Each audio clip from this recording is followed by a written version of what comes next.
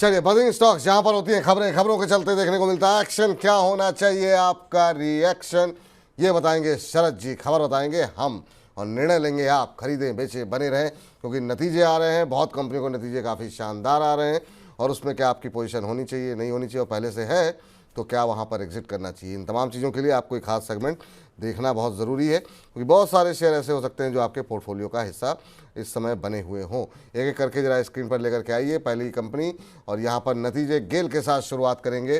तो गेल की अगर हम आय की बात करें तो यहाँ पर काफ़ी अच्छे नतीजे गेल के रहे हैं।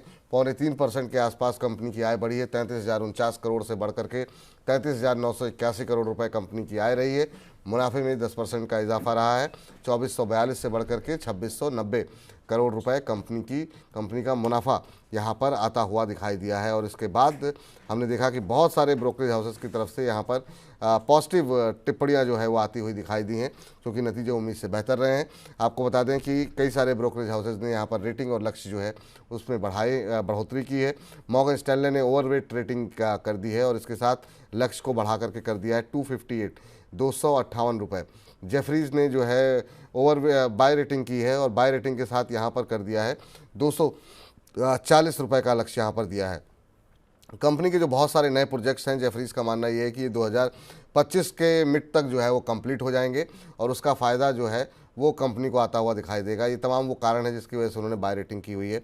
और आज शेयर में काफ़ी शानदार मूव, गेल के अंदर 5% से ज़्यादा की तेज़ी देखने को मिल रही थी जब हमने खबर बनाई थी, और अभी अगर हम देखें तो अभी भी 6.25% ऊपर है। सर गेल, क्या कहेंगे गेल के ऊपर? और 207 208 के आसपास चल रहा है। पोर्टफोलियो का हिस्सा होना चाहिए क्या, और जिनके पहले से है उनको क्या करना चाहिए, और जो लोग बनाना चाहते हैं उनके लिए क्या सलाह रहेगी? जी, तो देखिए कंपनी के रिजल्ट्स आए हैं, ठीक ठाक रिजल्ट्स हैं। अगर टॉप लाइन भी देखेंगे वो भी ठीक ठाक है। अगर आप EBITDA में भी देखेंगे तो जैसा दिखाई दे रहा है, थोड़ा सा यहाँ पर EBITDA में प्रेशर देखने को मिला है, बट रिटेल रिपोर्ट मैंने नहीं देखी है ब्रोकर्स की। ना, जो चार्ट पे दिख रहा है वो ये है कि 212 के ऊपर जब तक नहीं निकलेगा तब तक इसकी समस्याएं खत्म नहीं होंगी। तो इसको 212 215 के ऊपर जाके सस्टेन करना पड़ेगा। जब 212 215 के ऊपर सस्टेन कर जाए 2-3 दिन, फिर आप इसको बुलिशनेस मानिएगा। फिर मैं आपको बहुत लंबा टारगेट देता हूँ, 276 रुपया, 30% अपसाइड। तो फिर आप बिल्कुल मान लीजिएगा, अभी नहीं, थोड़ा आप सस्टेन होने दीजिए, क्योंकि बाजार भी ऐसी जगह पे खड़ा है। एग्जैक्टली, बाजार इज ऑल्सो एट टेंटर रुक्स। तो थोड़ा सा वो रखिए, संयम रखिए। उसको 220 212 15 रुपए निकल के 2-3 सस्टेन करने दीजिए। 30% का अपसाइड आपको 276 का दिखाई देगा। बिल्कुल आप जो है इसको तब खरीदिएगा। ठीक सर, तो ये रहा है गेल के ऊपर जो है निकल करके आती हुई लेवल्स का ध्यान रखना है आप सभी को। बाजार जो है इस 2 दिन की रिकवरी है, तो थोड़ा सा भरोसा जम जाए बाजार पे और शेयर के भाव पर, उसके बाद आप खरीदारी कीजिए। अगली कंपनी लेकर के आइए मैनकाइंड फार्मा। मैनकाइंड फार्मा के आए हैं नतीजे कंपनी के अच्छे रहे हैं। मुनाफा 30% बढ़ा है, 30% बढ़ करके 653 करोड़ रुपए कंपनी का मुनाफा रहा। आपको बता दें कि जो कंपनी की जो लंबी अवधि की बीमारी है, जो कम से कम 2 से 3 महीने तक की बीमारियों में जो दवा इस्तेमाल होती है, उन कंपनियों का जो सेगमेंट है वो करीब 35% बढ़ा है। दूसरी तिमाही में अगर हम देखें तो रेवेन्यू में जो है वो करीब 14% के आसपास का इजाफा देखने को मिला है। और क्यूटी एबिटा जो है, एबिटा मार्जिन जो है वो करीब 28%, 27.7% के आसपास रहा है। तो अगर हम देखें तो ऑलमोस्ट फ्लैट ट्रेड कर रहा था, करीब 4.5% की बढ़त थी जब हमने ये खबर बनाई थी। और अब रिकवरी यहाँ पर मैनकाइंड फार्मा में है, 1.25% के आसपास की मजबूती है। 2747 2747 का लेवल देखने को मिल रहा है, 2747 2750 के आसपास। सर मैनकाइंड फार्मा नतीजे ठीक रहे हैं सर, जो एक्सपेक्टेशन थी बढ़िया उसको, रिजल्ट, जी उसको बीट किया है। आपकी टिप्पणी क्या होगी? बिल्कुल बढ़िया रिजल्ट आया विपुल जी। रिजल्ट अच्छे हैं। तो देखिए, आपने डिस्कस ही कर लिए। तो यहाँ पर क्या है कि अक्रॉस ग्रोथ है। आप टॉप लाइन देख लीजिए, मार्जिन देख लीजिए, ठीक है, बढ़िया ग्रोथ आपको देखने को मिली है। तो मुझे लगता है बिल्कुल प्राइस पैटर्न में भी वो चीज डिपिक्ट हो रही है। हाउएवर, जो इसका लास्ट स्विंग हाई था वो था 2830 के आसपास। अभी 2749 का भाव है। तो वहां वहां तक ये गया, फिर एक बार रिट्रेसमेंट आ गया। अब चूंकि रिजल्ट आ गया है तो हो सकता है 1-2 दिन स्टॉक कंसोलिडेट करे। और दूसरा, अगर बाजार में ब्रेकआउट आता है तो कुछ दिन के लिए फार्मा साइडलाइंस में चला जाएगा, क्योंकि फार्मा खूब चला है। जी तो आप देखिएगा, बाकी सेक्टर भागेंगे, फार्मा थोड़ा सा कंसोलिडेट कर जाएगा, गिरेगा नहीं लेकिन कंसोलिडेट करेगा। तो आपको मैनकाइंड फार्मा में करना क्या है, थोड़ा अगर आपको कहीं भी कंसोलिडेशन गिरावट दिखे तो आप बिल्कुल खरीदिए। ये स्टॉक बिल्कुल 32 रुपए की रेटिंग करने के लिए तैयार है। धीरे धीरे करके एक्यूमुलेट कीजिए। ठीक है, कहीं आपको अभी मिल जाए, थोड़ा 2600 के आसपास मिल जाए, एक्यूमुलेट कर लीजिए। बेस इसका बहुत बेहतरीन 2450 के आसपास बन गया। ये 32 रुपए की रेटिंग बिल्कुल जाने के लिए तैयार है। एक क्वार्टर का समय दीजिएगा तो बिल्कुल बाय कीजिए। बिल्कुल बाय कीजिए, ये सलाह आप लोगों के लिए फिलहाल के लिए निकल करके आती हुई। आगे बढ़ते हैं, अगली कंपनी जरा लेकर के आते हैं। और डिफेंस पे हमने काफ़ी बातचीत की आज, डिफेंस को लेकर के ही आगे बढ़ते हैं। बीईएल का जिक्र करते हैं। बीईएल पे आपको बता दें कि आज काफ़ी शानदार तेज़ी है। टेक्निकल चार्ट्स पर भी अब ये मजबूती वो आती हुई दिखाई दे रही है।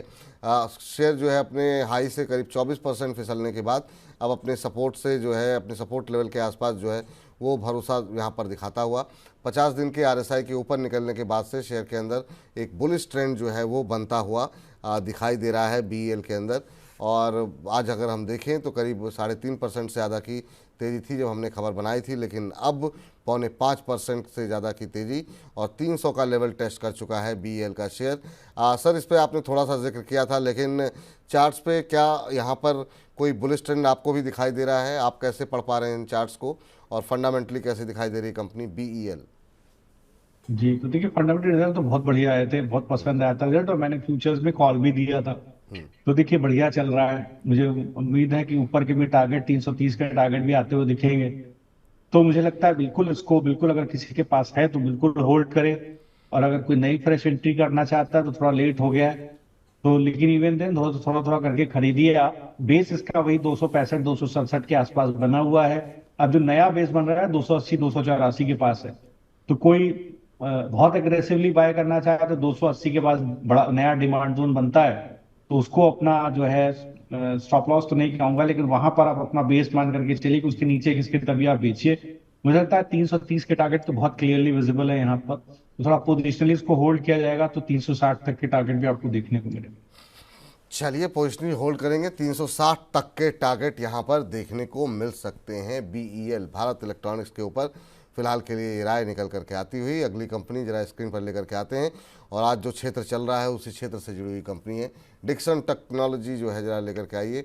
यहाँ पर भी आपको बता दें कि एक डिक्सन के अंदर जो है वो चार्ट्स में जो है वो ब्रेकआउट जैसी स्थिति बनती हुई दिखाई दे रही है। शेयर अपने 50, 100, 150, 200 दिन के मूविंग एवरेज के ऊपर अब ट्रेड करता हुआ दिखाई दे रहा है। शेयर ने इस पूरे एक साल की बात करें तो करीब 200% और 2 साल में करीब 250% का रिटर्न यहाँ पर दिया है। तो ऑलरेडी जो है एक तरीके से मल्टीबैगर जैसा स्थिति यहाँ पर देखने को मिली है। आज अगर हम देखें तो जब हमने खबर बनाई थी तो करीब 8% के आसपास की तेज़ी थी, और अभी भी उन्हीं लेवल्स के आसपास। हालांकि ये थोड़ा सा बड़े टिकट साइज़ का शेयर है, 15,542 का शेयर सर इस समय ट्रेड करता हुआ। आपकी डिक्सन पे क्या राय रहेगी, क्या करना चाहिए? क्या अभी भी अपसाइड बाकी है यहाँ पर? बिल्कुल बाकी है, बिल्कुल जी। रिजल्ट बहुत बढ़िया थे, रिजल्ट के बाद एक 10% की गिरावट देखने को मिली। मौका बहुत बढ़िया था खरीदने का, जिसको खरीदना था उसने खरीदा।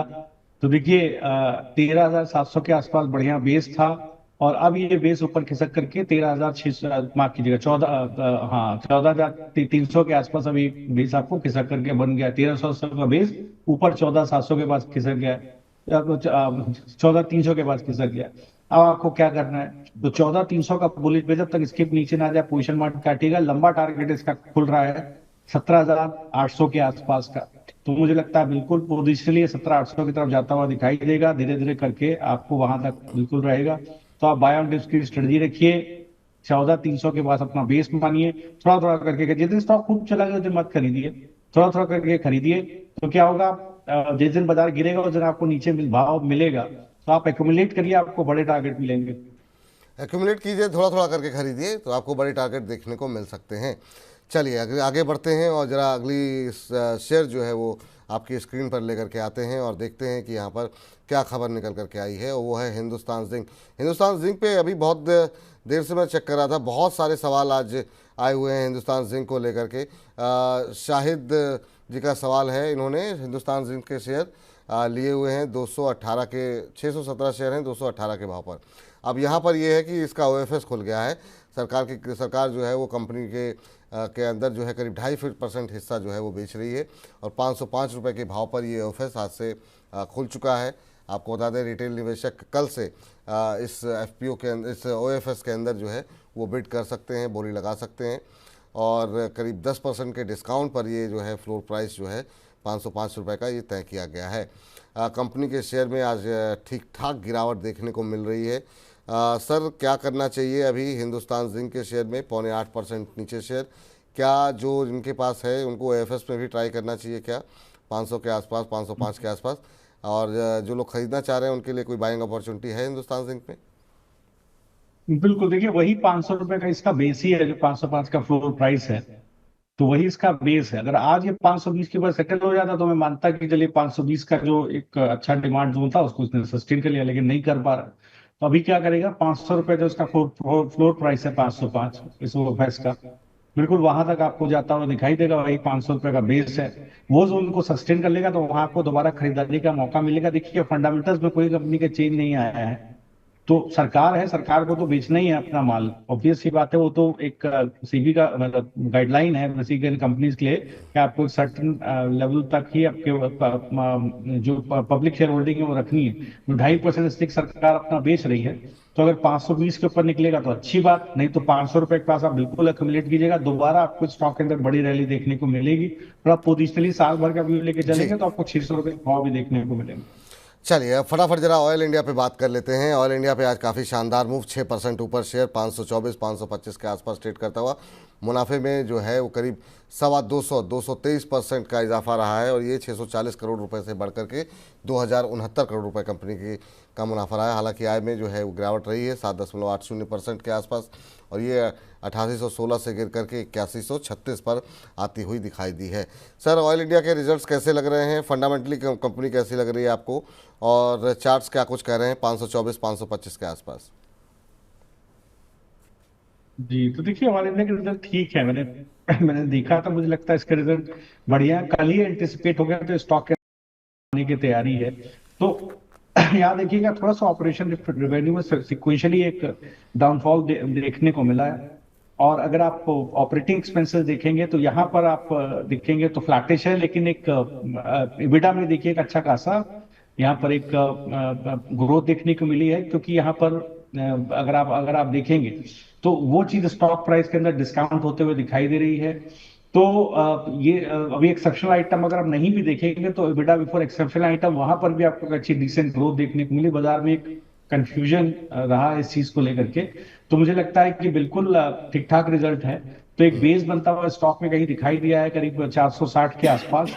मुझे लगता है कि ये बिल्कुल 460 के आसपास का बेस है, तो बिल्कुल स्टॉक के अंदर एक रैली आ सकती है, लेकिन ये लिमिटेड होगी। 580 रुपए के भाव तक ही ये रैली बनती है। 580 के ऊपर चलने के लिए इसको थोड़ा और ताकत लगेगी, तो 580 के ऊपर 2-4 दिन सस्टेन करे तब आप फर्दर इसको होल्ड कीजिएगा। 580 के ऊपर निकलेगा तो अपना प्रीवियस हाई तोड़ेगा ये 470 का, आपको 900 रुपए के टारगेट आपको पोजिशनली 2 क्वार्टर में देखने को मिलेंगे। ठीक है सर, चलिए अब इसी के साथ हम अपने बजिंग सेगमेंट को यहीं पर करते हैं समाप्त।